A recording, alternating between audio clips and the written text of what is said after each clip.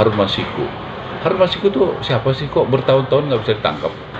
Ya, saya akan kasih bonus bagi yang bisa menangkap Harun Masiku 8 miliar rupiah uang pribadi saya. Ya, supaya semangat, supaya tidak ada negara ini yang kebal hukum. Ya, dan saya gunakan berkat dari Tuhan itu untuk memberantas korupsi yang ada di Indonesia. Saya Hersman Benarif dari Forum News Network.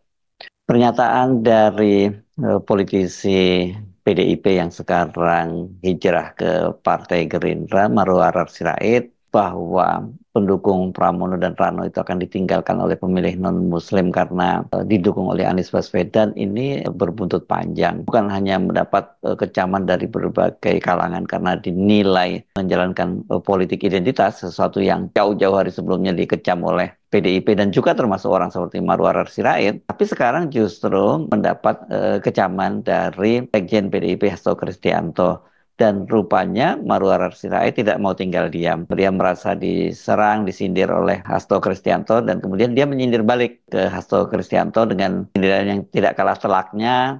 Karena dia menawarkan uang sebesar 8 miliar bagi siapa saja yang bisa menangkap Harun Masiku. Ya, katanya mengajak Hasto Kristianto untuk sama-sama membersihkan Indonesia ini dari korupsi. Nah, ini tentu saja sangat seru ya, karena seperti diakui oleh Hasto Kristianto sendiri bahwa dia ini setiap kali dia bersikap kritis tuh katanya kemudian soal Harun Masiku itu diungkit-ungkit lagi gitu ya.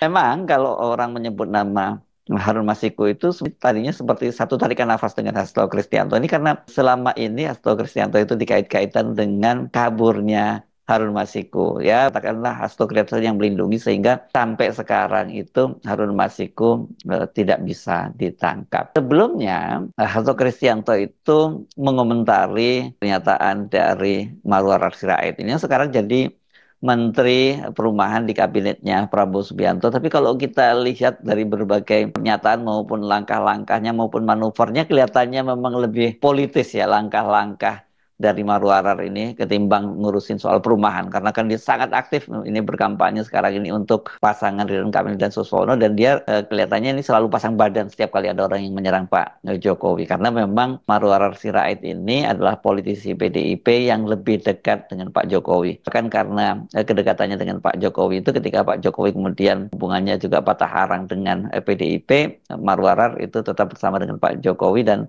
akhirnya ketika terjadi koalisi antara Pak Jokowi dengan Pak Prabowo yang maju pada Pilpres lalu dengan mengusung pasangan Prabowo dan Gibran, itu Marwarar ini kan hijrah juga ke kubunya Pak Prabowo. Bahkan dia juga sudah menjadi kader Partai Gerindra. Nah, rupanya ini ketika Marwarar pasang badan gitu untuk Pak Jokowi, dan kemudian yang terbaru ini dia dianggap mendiskreditkan atau menggunakan politik identitas karena mendukung pasangan Ridwan Kamil dan Suswono yang diusung terutama oleh Pak Jokowi. Marwarar ini kemudian dikecam oleh Hasto Kristianto. Hasto Kristianto menyesalkan pernyataan tersebut dan dia menilai Marwarar sudah menyinggung soal SARA. Ini maksudnya suku, agama, ras antar golongan. Ini kalau di masa Orde Baru itu betul-betul big tabu loh ini ya. Kata dia, kami sangat menyesalkan pernyataan Pak Ara Sirait itu sudah masuk kategori SARA. Itu hari Ahad yang lalu ya, Hasto menyampaikannya. Karena kalau Ara menyatakan hari Jumatnya,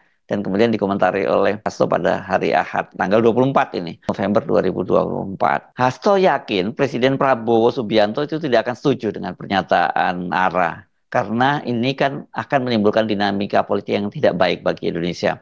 Kalau itu didengar Pak Prabowo, sekalipun saya yakin Presiden Prabowo juga tidak akan suka dengan pernyataan dari pembantunya yang bernada sombong, yang tidak kondusif di dalam menciptakan iklim politik yang baik, tegas Hasto. Karena itu Hasto katanya dia akan mengirimkan sebuah buku berjudul Politik Itu Suci. Nah, yang menarik penulis buku ini adalah ayahanda dari Marwarar Sirait, yakni politisi Sabam Sirait. Sudah meninggal dunia ya, mendiang Sabam Sirait ini, dan ini salah satu tokoh senior PDIP pada waktu itu. Di situ dalam buku itu menurut Hasto itu menyinggung pentingnya menjaga kesucian politik. Saya akan kirimkan buku Pak Sabam ini kepada Pak Ara Sirait supaya beliau bisa melakukan perenungan terhadap nasihat-nasihat, tidak hanya di dalam pelaksanaan pemilu yang baik, pilkada yang baik, tetapi juga bagaimana politik itu sebenarnya suci. Hasto itu menilai Marwarar sudah lupa dengan isi buku yang ditulis oleh ayahandanya sendiri itu. Sehingga ya dengan kalau gitu untuk mengingatkan itu makanya dia akan kirimkan buku itu gitu. Dari Pak Sabam, saya pernah mendapat cerita bahwa kekuasaan dan uang itu bisa menjadi berhala, kata Hasto. Mungkin karena beliau sudah masuk di dalam zona nyaman, rumahnya di Jalan Diponegoro, sangat mentereng dan kemudian melupakan itu. Ini yang dimaksud rumahnya di Jalan Diponegoro itu adalah Marwara Sirait lah. Ini kan pernah juga, bahkan ini soal ini saya kira bukan fitnah karena pernah juga disebutkan oleh ini besannya Pak Sabam Sirait sendiri, yakni atau sebenarnya ini apa ya adiknya Marwara ini menikah dengan anaknya Panda Nababan. Bang Panda ini putranya itu ya putra Nababan kan menikah dengan putrinya Pak Sabam Sirait dan pada waktu itu dia terkejut karena dia pernah datang ke rumah Marwara di kawasan Jalan Diponegoro, ini paling elit di Jakarta dan rumahnya itu ratusan miliar dan itu katanya dia dapat dari konglomerat. Siapa konglomeratnya tidak disebutkan, tetapi kita tahu ya ini berdasarkan pengakuan dari Marwar Sirait sendiri itu kan dia sekarang ini sedang belajar bisnis dengan Aguan. Ini yang disebut-sebut oleh media sebagai bagian dari Sembilan Naga. Tapi sekarang ini dia punya proyek namanya Pantai Indah Kapuk 2 yang juga sangat heboh karena dipersoalkan secara terus-menerus oleh manusia merdeka Said Didu. Dan Said Didu sekarang tidak bermain sendirian, tapi sudah didukung oleh banyak sekali aktivis dan sekarang belakangan ini malah Sultan Banten, keturunan dari Sultan Banten itu juga mendukung gerakan dari Said itu. Nah balik tadi ke kasus itu ya, Ara ini atau Marwar Sirait ini kan menyampaikan itu ketika dia menghadiri launching dari hasil survei indikator politik punya Burhanuddin Muhtadi. Pada waktu itu dia mengomentari data-data survei itu dengan menyatakan itu tadi bahwa ya Pramono dan Rano itu kan secara tradisional didukung oleh basis non-muslim gitu. Tapi ketika kemudian datang endorsement dari Anies Baswedan ya para pendukung non-muslim itu meninggalkan Pramono dan Rano ini karena selama ini kan ada semacam stigma atau framing bahwa Anies itu adalah tokoh muslim apa ya muslim kanan begitu muslim radikal. Saya kira ini adalah residu dari Pilkada Jakarta tahun 2017. Saya yakin Mas, ini PDI ini kan sekarang 80% yang mendukung Pram. Menurut saya ini akan turun. Turun. Karena sekarang Pramono didukung oleh Anies Baswedan. Jadi saya yakin akan turun. Hari ini saya akan datang ke 5 basis non-muslim di Jakarta bersama Ridwan Kamil. Nanti boleh dimonitor aja.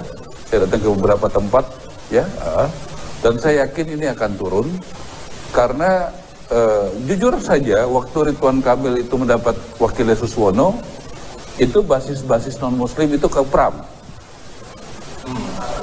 kan begitu. Tapi begitu Ridwan Kamil Pramono, Anung dan Rano Karno mendapatkan dukungan dari Anies, ini pasti swing dia. Nanti Mas tolong evaluasi pandangan saya ya, gitu. Pada saat Suswono ini menjadi wakilnya, ini basis-basis non-muslim di Jakarta itu turun, yang daripada mendukung Ridwan Kamil. Karena wakilnya PKS. Nah, tetapi begitu Pram dan Rano Karno mendapatkan dukungan dan bahkan kampanye Anies, saya yakin basis-basis non-muslim itu akan berkurang. Ini memang sangat mengejutkan ya pernyataan Ara ini dan saya kira memang nggak bijak karena dia mengeksploitasi politik identitas yang hal selama ini yang distigmakan kepada Anies Baswedan. Tapi dia sendiri yang sekarang kemudian memainkan soal itu. Sebenarnya bukan hanya Hasto yang mengecam itu, banyak sekali kecaman-kecaman terhadap Ara ini. Tapi mungkin karena Hasto yang melakukan itu, ya ini terkesan menjadi personal karena bagaimanapun kan keduanya ini tadinya pernah sama-sama aktif di PDIP gitu. Tapi kalau nasibnya ternyata berkata lain karena Hasto ini adalah bagian dari elit PDIP yang kemudian ditunjuk oleh Ibu Mega menjadi sekjen. Sementara Ara ini tersingkir ya. Walaupun pada waktu itu dia sebenarnya mau jadi menteri ya, pada waktu periode pertama pemerintahan Jokowi itu, tapi rupanya Ibu Megawati tidak berkenan dan tidak jadi. Walaupun Ara sudah pakai kemeja putih sama seperti menteri-menteri calon menteri-menteri Jokowi pada periode pertama ketika berpasangan dengan Yusuf Kala. Bahkan ketika kemudian dia mencalonkan diri sebagai caleg dari PDIP itu kan ARA dipindahkan dari basis yang selama ini dia bangun di kawasan Sumedang, SMS gitu, dipindahkan di Sukabumi dan kemudian walhasil dia tidak terpilih menjadi anggota DPR RI. Dan setelah itu kelihatannya dia mulai menjauh dari PDIP dan lebih merapat kepada istana. Ternyata kemudian akhirnya ketika Pak Prabowo bergabung dengan pemerintahannya Jokowi dan belakangan semakin mendekat itu ARA kemudian bergabung dengan Partai Gerindra, menjadi kader Partai Gerindra. Tapi sebenarnya wajah ARA ini lebih pada wajah Pak Jokowi lah daripada warna Gerindra. Jadi tidak berlebihan mungkin kalau tadi Hasto menyatakan bahwa mungkin Pak Prabowo juga tidak akan suka kalau ARA memainkan isu-isu semacam ini, isu-isu primordial ini. Tetapi yang sekarang ini menarik karena justru ARA tadi dia menantang balik Hasto untuk menangkap Harun Masiku dan tantangan itu disampaikan oleh sebuah video yang kemudian menyebar luas media sosial. Sekarang bukunya Politik Itu Suci belum saya terima. Tolong ya kita terima dari Mas Hasto dan saya senang sekali kalau bisa dapat itu. Pasti akan buat saya tambah semangat. Dan saya juga memang melihat ya, itu akan saya gunakan energi misalnya untuk membantu dan menggerakkan jaringan saya untuk misalnya ada satu kasus besar yang saya lihat itu akan melibatkan orang-orang besar di Republik ini yang menyangkut Harun Masiku. Harun Masiku itu siapa sih, kok bertahun-tahun nggak bisa ditangkap? Ya, saya akan kasih bonus bagi yang bisa menangkap Harun Masiku 8 miliar rupiah uang pribadi saya. Ya, supaya semangat, supaya tidak ada negara ini yang kebal hukum.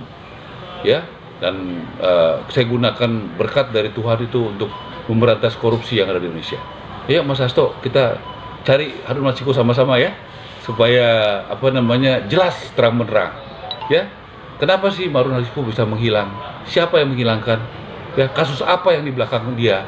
Apa yang dia urus sama dia, kan gitu.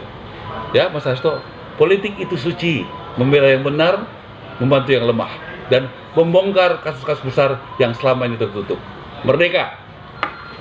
Ini sangat telak ya yang dilakukan oleh ARA ini dengan menyinggung-nyinggung soal Harun Masiku. Soal ini kan memang selama ini selalu menghantui Hasto Kristianto gitu. Dan dia bahkan dalam beberapa kesempatan dia menyatakan itu setiap kali dia kritis terhadap pemerintahan Jokowi, tiba-tiba muncul soal kasus Harun Masiku dan ini tentu saja dikait-kaitkan dengan dia karena memang tadinya berdasarkan hasil investigasi dari majalah Tempo itu Harun Masiku itu sebenarnya sudah hampir berhasil ditangkap di komplek perguruan tinggi ilmu kepolisian di kawasan Jakarta Selatan, tapi kemudian karena petugas itu dihalang-halangi oleh aparat kepolisian, petugas dari KPK, ya kemudian lolos ya Harun Masiku dan setelah itu hilang. Dan dalam kaitan ini kan KPK juga sudah kemudian memeriksa Hasto Kristianto. Bukan hanya Hasto Kristianto yang diperiksa, tapi sejumlah orang-orang kepercayaannya termasuk ajudannya Kusnadi yang diperiksa oleh KPK. Dan kemudian KPK juga sempat mencekal orang-orang sekitar Hasto Kristianto ini. Tapi kan ini kan jadinya apa yang dilakukan oleh ARA ini yang disebut sebagai argumentum ad hominem. Ya, jadi menyerang ketika dia kalah berdebat, kemudian dia menyerang personal dari orang itu. Karena sebenarnya kan yang dipersoalkan oleh Hasto itu persoalan dia menggunakan SARA tadi, isu SARA dalam pilkada Jakarta untuk memenangkan pasangan yang didukungnya, yakni Ridwan Kamil Suswono. Tapi kok tiba-tiba dia menyerang Hasto dengan isu Harun Masiku. Jadi sebenarnya nggak nyambung walaupun memang persoalan Harun Masiku itu sekarang ini menjadi PR bagi KPK karena sudah berapa tahun ini ya, sudah 4,5 tahun, mungkin sekarang sudah 5 tahun kasus ini juga masih belum terungkap juga.